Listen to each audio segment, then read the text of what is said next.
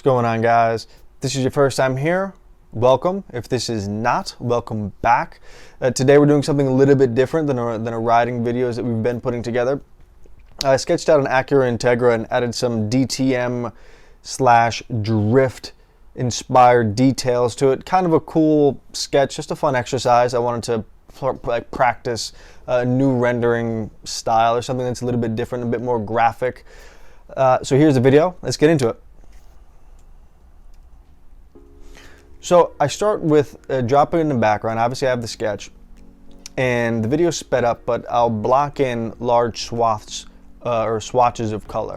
All right, so I'll start with the white. In this instance here,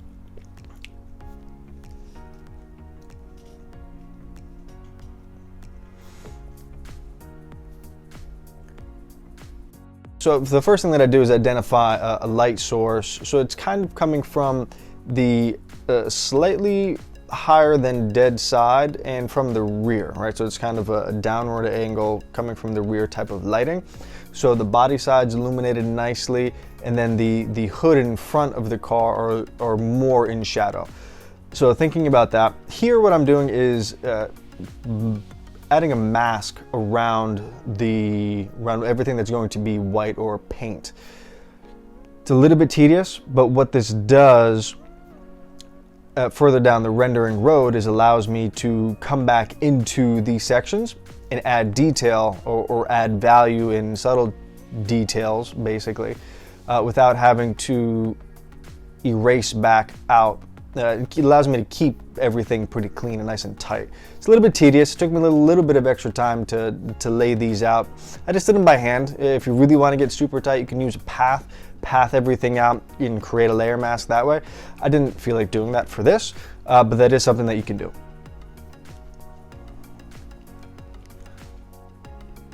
Here we come in, catch some of the light that's coming down on that light catcher on the surface there on the Integra.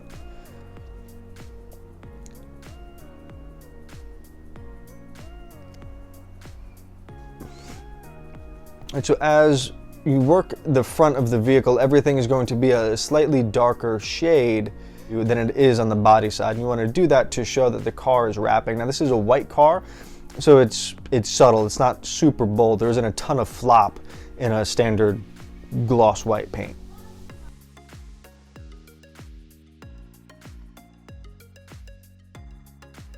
All right, then I get into a pretty strong graphic read, and I'm blocking in all of the aero kit details. So again, I'll go through with the larger colors and block it out, and not really being conscious of the edges and such, just kind of getting the values in, and then I make a selection. Actually, but in this case, what I did was I selected the mask that I put around the white and use that as my starting point. Again, if you have any questions, leave any comments, and I'm happy to dive into those to explain exactly what I mean and what was happening right there. But then I, again, using a layer mask, tighten everything up and make sure that I can work in this space on further layers down the road and not have to go back in and clean up these lines over and over and over again. I'm able to do it just one time, which in the long run saves me time, even though this initial masking out process is a little bit laborious.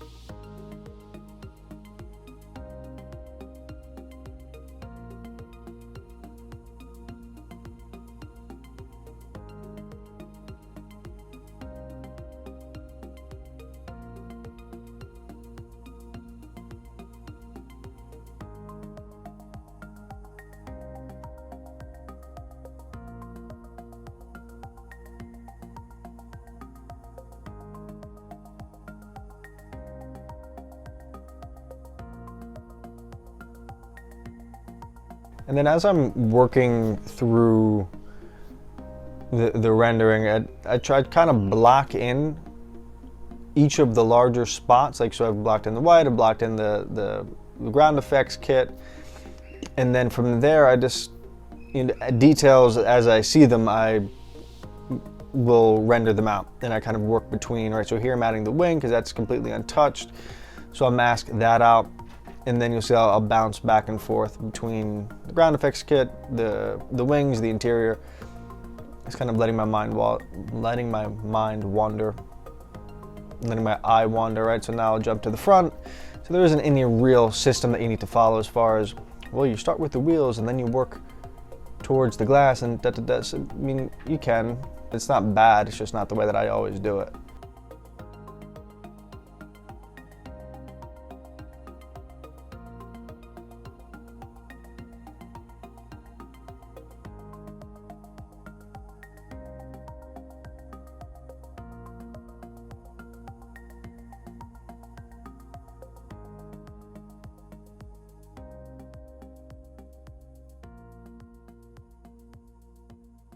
We want to put a little bit of a kind of a cast shadow on that intercooler, just to show that it's set back inside the bumper there. So that little drop shadow is a nice addition there. And I was thinking that, so we have black and white, kind of a sterile look. Why not add some purple for the roll cage to give it that subtle pop and some first, second, third read interest. Kind of, you get the initial impact of the whole vehicle, then you get these purple pops that kind of draw you in a bit. So I think that the purple was a good choice, if I do say so myself. I'm also a sucker for purple. I love purple.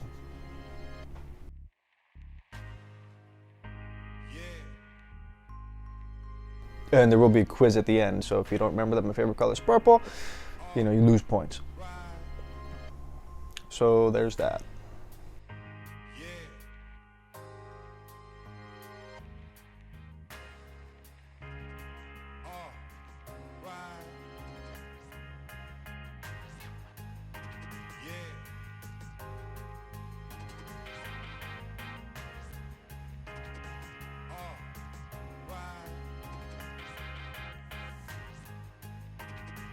So I'm thinking that I might have these brackets that hold up the wing. They might also be included in this purple group. When I'm putting my layers together, oftentimes I will have a number of layers and they all fall into one group, and on top of that group is one overall mask, right? So then I can just get into the group and add layers and still be working within that masked out space. And then you can modify the mask as well. So I wanted to include these wing bits in the purple, so I just modified the mask and just worked within those layers. Same thing here with these hood pins.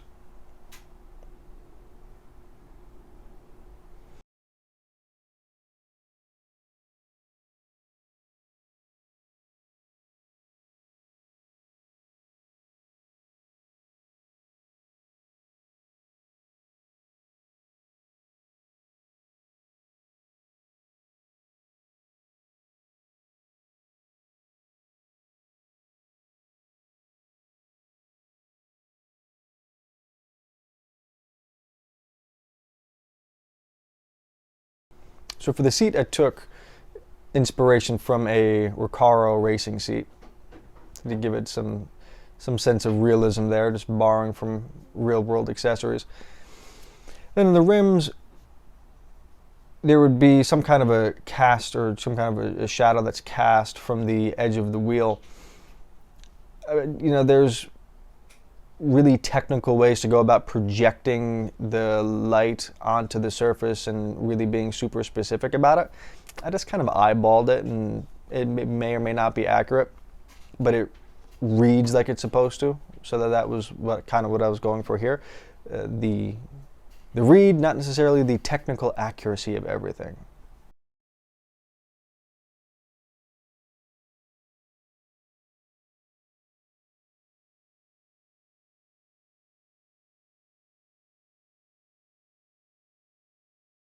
And then, when I was setting up the wheels during the sketch, I have all these paths that I was able to, that I laid down that would allow me to keep the rims nice and tight as I began to render them out.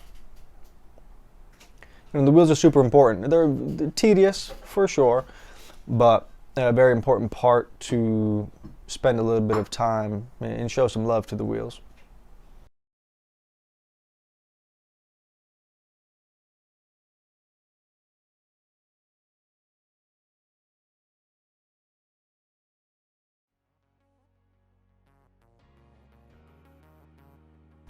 You know, again, just kind of rendering out the seat, just in a standard, you know, not showing any too much detailing, just kind of a black leather, if you will.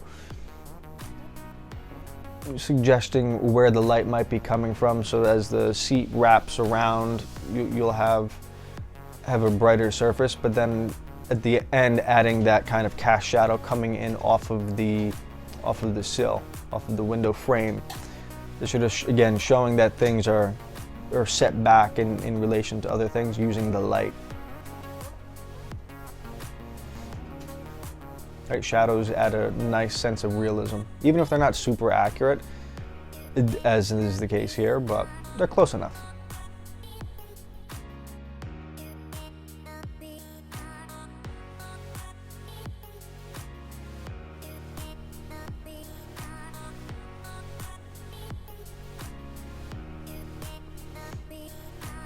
Right, sometimes you will want to be super accurate. Just depends on what you're doing, who the client is you're working for, this type of thing.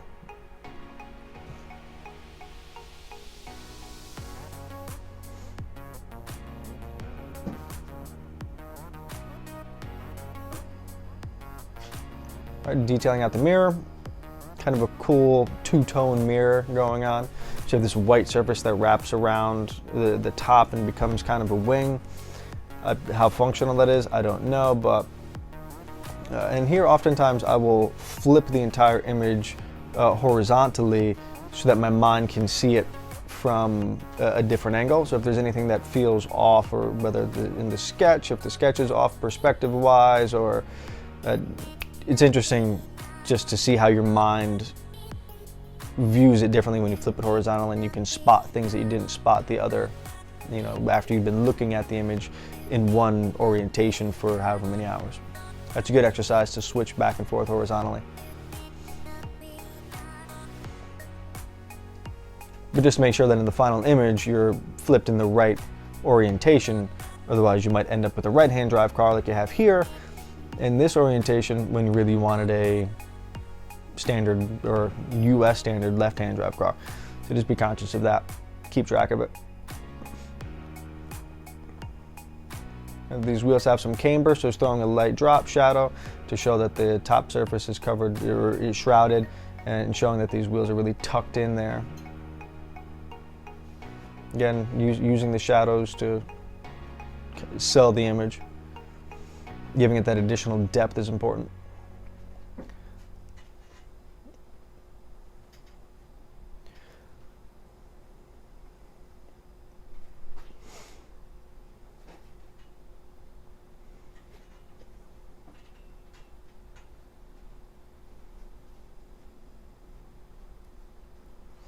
Now, I didn't sketch in the calipers, but I did want to at least show some type of an indication that there's at least a disc brake or something like that, both front and rear. Just, you know, a nice subtle cue to give it that sense of realism. Ideally, you'd want to really get in there and sketch out. This was, you know, final product, you'd want to have maybe some more realism there around the calipers, but not always necessary.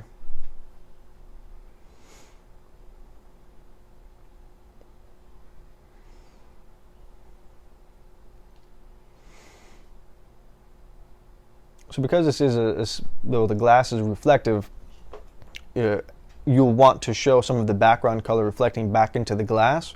They call that the Fresnel effect, I believe is how you pronounce it. And that gives you the impression that the glass is truly reflective. And I'll usually put those layers, these reflection layers, over the sketch layer. And you drop in your drop shadow, adding a bit of a gradient from where the light source is, to the front end, which is further away. It's a bit darker.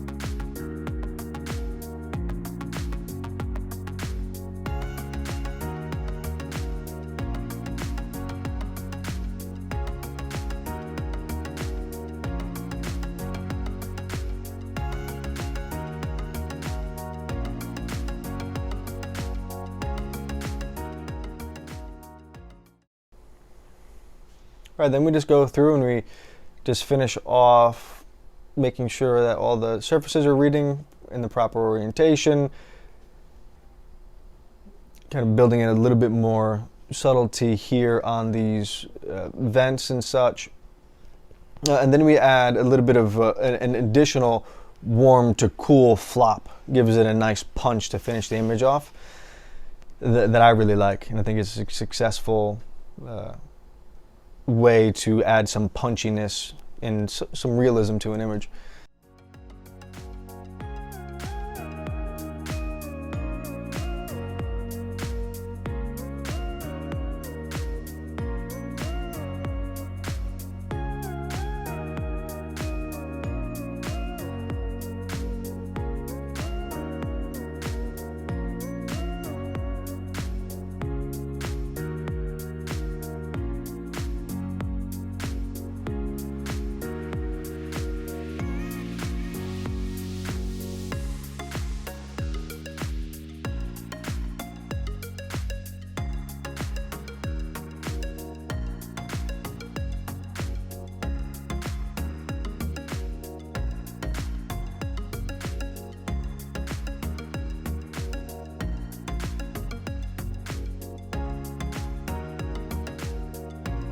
Alright guys, hope that you found this video useful.